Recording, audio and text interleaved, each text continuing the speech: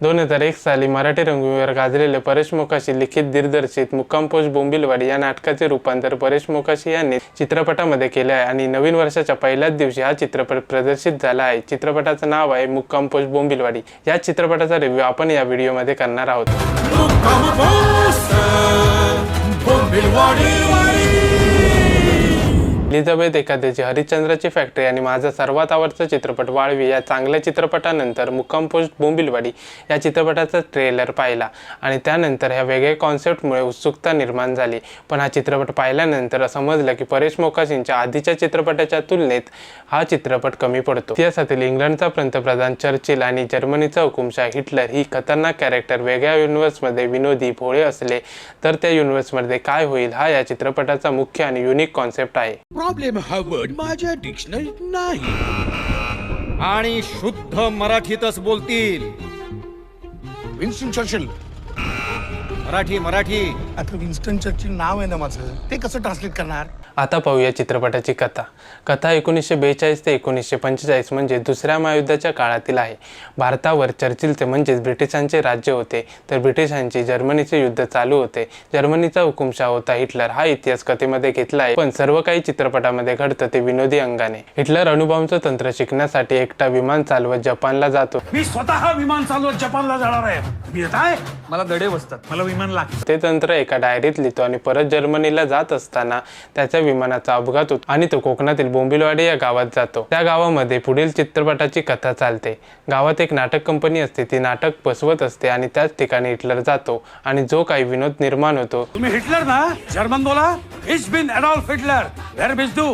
त्वम हिटलर नास्ति जयोस्तु ते श्री महान मंगले शिवास पदे स्वाहा। स्वतंत्रते भगवते त्वमहं यशोयुतं वंदे। ब्रिटिश हिटलरला पकडण्यासाठी प्रयत्न करतात। शत्रूचा शत्रू तोच आपला मित्र असे समजून बोंबिलवाडीकर हिटलरला वाचवण्याचा प्रयत्न करतात। हिटलरचं पिस्तूल तू मेला असेल तर वय नव्हतं त्याचं, लवकर गेला। नाही आपण एक तार तरी पाठवली पाहिजे जर्मनीला। Hitler serious, start immediately.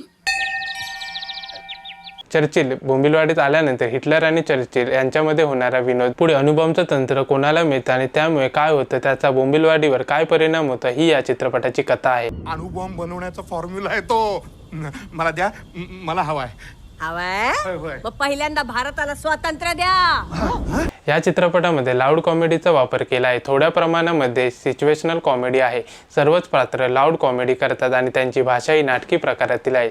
सर्व पात्र वेडसड आहेत, त्यामुळे सिरियस सिच्युएशनला पण ते कॉमेडी वागतात। उदाहरण द्यायचं झालं तर हिटलर नाटक कंपनीतील पात्रांना बंदूक दाखवतो तेव्हा, किंवा नाटक कंपनीतील दोन पात्र ब्रिटिश चौकीमध्ये बॉम्ब फोडायला जातात तेव्हा घडलेला प्रसंग। अभिनयाचं म्हणायचं झालं तर सर्वांनीच उत्तम काम केलं आहे। हिटलरची भूमिका केलेले प्रशांत दामले आणि चर्चिलची भूमिका केलेले आनंद इंगळे बाकीच्या पात्रांच्या तुलनेत त्यांचा स्क्रीन टाइम कमी असला तरी त्यांनी आपली भूमिका चांगली निभावली आहे। बाकीचे बोंबिलवाडीतील सर्वच पात्रांचा अभिनय कौतुकास्पद आहे। वैभव मांगले, गीतांजली कुलकर्णी, सुनील अभ्यंकर, रितिका श्रोत्री, पण विशेष करून मनमित पेम यांनी केलेले बबन हे पात्र मला जास्त आवडलं। आव आव इधर आव मेल्या ती आव पाड आधी आणि हो पुढे, सारखा विसरतो आणि आव आव करतो। चित्रपटाच्या पहिल्या हाफमध्ये विनोद आहे पण कमी प्रमाणामध्ये वर्क होतो, पण सेकंड हाफमध्ये हिटलर बोंबिलवाडीत येतो तेव्हा कथा वेग पकडते आणि पहिल्या हाफच्या तुलनेत सेकंड हाफमध्ये विनोद जास्त वर्क करतो। पण चांगली गोष्ट ही आहे की चित्रपट फक्त 1 तास 40 मिनिटाचा आहे आणि फक्त एकच गाणं आहे जे की टायटल सॉन्ग, आणि ते चित्रपट संपल्यावर क्रेडिटला येते। वेगळी कॉन्सेप्ट आणि चांगला अभिनय, विनोदी पात्रे असली तरी मुक्काम पोस्ट बोंबिलवाडी चित्रपटाची कथा सैल वाटते। लेखकाची कथेवरील पकड थोडी लूज होते, त्यामुळे चित्रपट ॲव्हरेज राहतो। हा या चित्रपटाचा मोठा नेगेटिव्ह पॉइंट आहे। ट्रेलर पाहिल्यानंतर जी उत्सुकता निर्माण झाली होती ती हा चित्रपट पूर्ण करत नाही, पण चित्रपट वाईट नाही, ॲव्हरेज आहे। हलक्या फुलक्या कॉमेडीसाठी हिटलर, चर्चिल ही गंभीर पात्रे विनोदी दुनियेमध्ये कशी वागतील हे पाहायचे असेल तर हा चित्रपट तुम्ही नक्की पाहू शकता। आणि पाहिला असेल तर हा चित्रपट तुम्हाला कसा वाटला हे कमेंट सेक्शनमध्ये सांगा आणि आमच्या लाईट कॅमेरा सिनेमा या यूट्यूब चॅनलला सबस्क्राईब करा, कारण ते फ्री आहे। मुक्काम पोस्ट बोंबिलवाडी।